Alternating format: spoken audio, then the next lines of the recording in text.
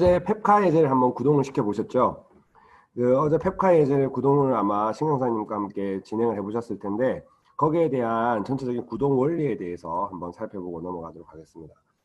하이퍼레처 패브릭이라는 프라이빗 네트워크를 구성을 하는 이 툴을 이용을 해서 메인넷을 내가 구성을 하겠다라고 결정을 하면 그 결정된 이후에 D앱을 어떻게 구성할 것인가에 대한 전체 플로우를 이해를 하셔야 되겠죠.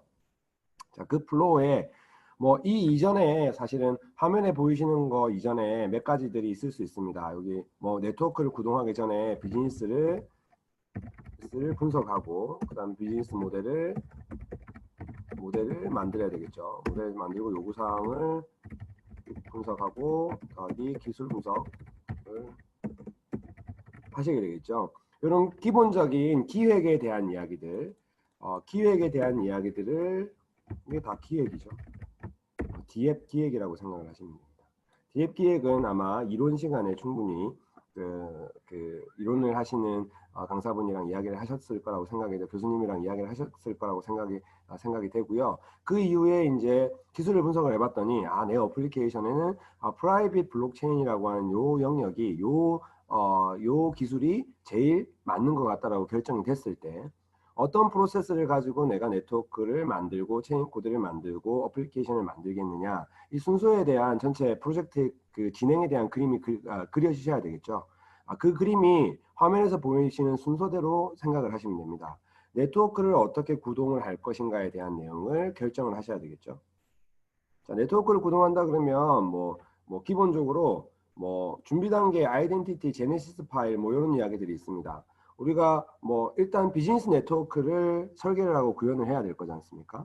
비즈니스 네트워크라는 거는 이제 퍼블릭 네트워크하고는 좀 다르게 이 프라이빗 네트워크는 그 운영 주체가 있기 때문에 그 운영 주체들 사이에 컨소시엄을 먼저 구성을 해야 된다라는 가장 기초적인 내용이 있습니다. 그래서 내가 만약에 네트워크를 하나 만들 거다, 내 혼자 하겠느냐, 아니면 나랑 같이 할 기업이 있겠느냐, 그걸 구성을 해가지고 기관들 참여 컨소시엄을 이루고 있는 기관들을 먼저 모으게 되겠죠. 컨소시엄을 이루는 구성해야 될 겁니다.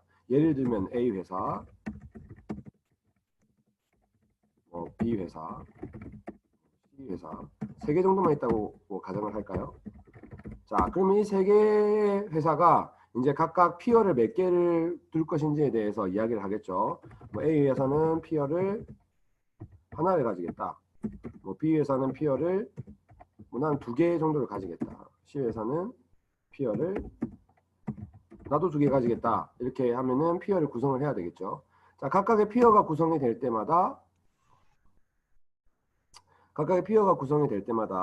DB를 뭘 사용해야 될지 카우치 DB를 사용하게 되겠죠. 카우치 DB나 레벨 DB를 사용할 수 있는데 검색에 최적화가 되어 있는 카우치 DB를 사용을 할 수 있는 그런 구조로 되어 있을 겁니다.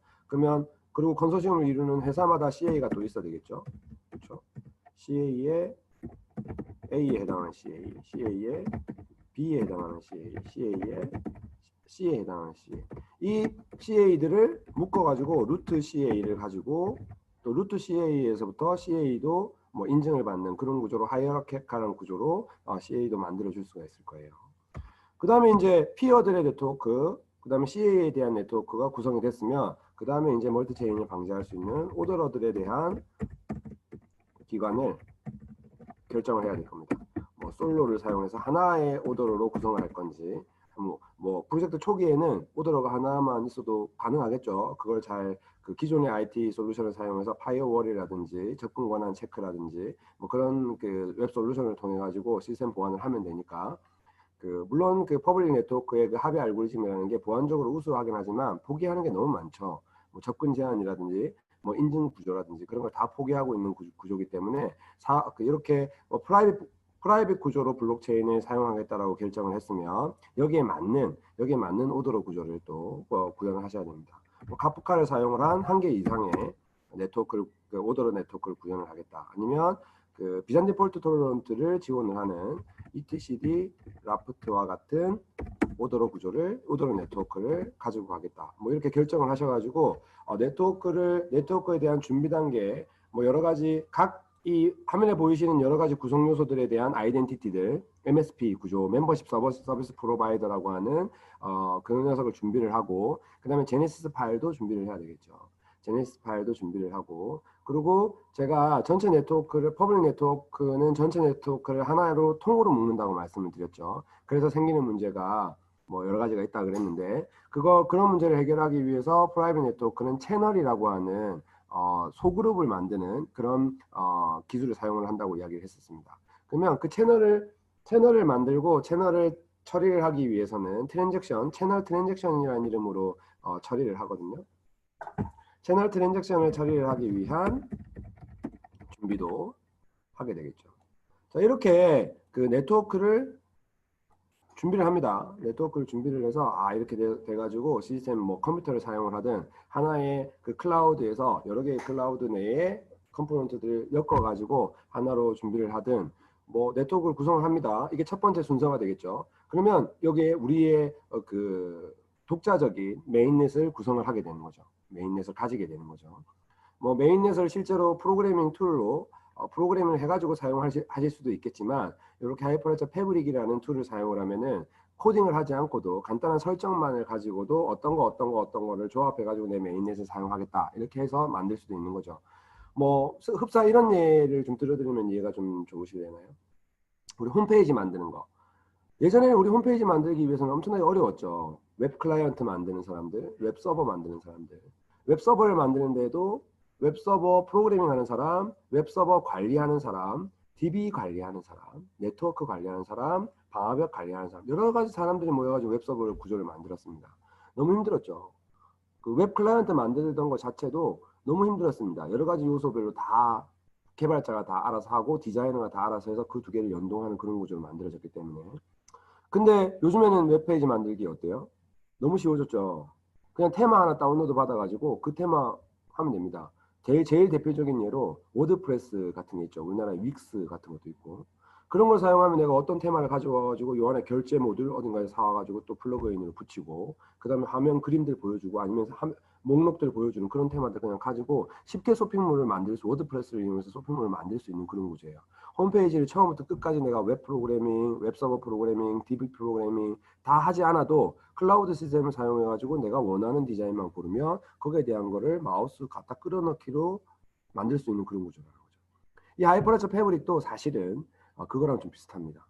우리가 블록체인 네트워크를 구성을 하는데 일일이 하나하나씩 내가 다 작성을 해야 되는 게 아니고 하이퍼레저 패브릭에 있는 여러 가지 기술 요소들을 갖다 끌어와가지고 나에 맞게 설정만 하면은 그 네트워크를 가질 수 있는 그런 장점이 있는 블록체인 기술, 프라이빗 블록체인 기술이라고 생각을 하시면 됩니다.